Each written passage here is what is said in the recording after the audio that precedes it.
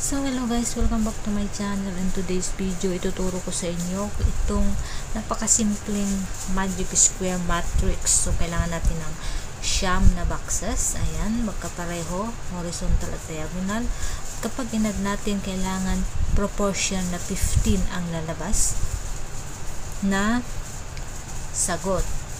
Ayan, sa kabilaan, kailangan pare-parehas na 15 ang makukuha nating numbers. So ito guys, I will show you on how to solve this magic square.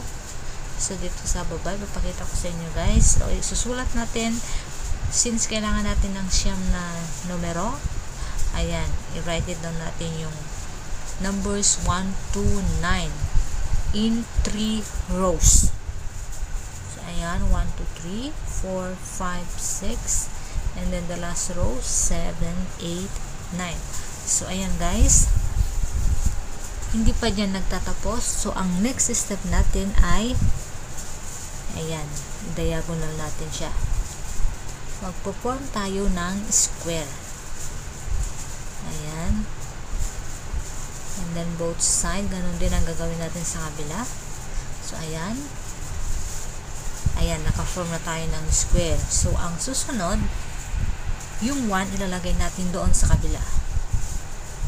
So ayan, so automatic yung 9 doon naman sa kabila, yung 7, and then the opposite side yung 3.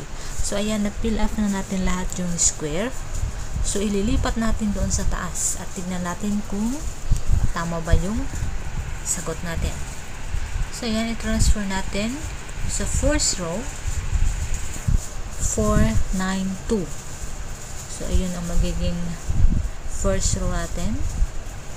Ayan, yung susunod 3, 5, 7. So yan sa second row, 5, 7, and then the last row 8, 1, 6.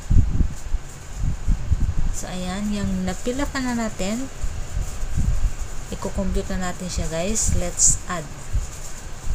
So ayan, nakikita natin itong square, doon lang tayo kukuha sa loob ng square. So ayan, so ang lahat ng sagot ay 15.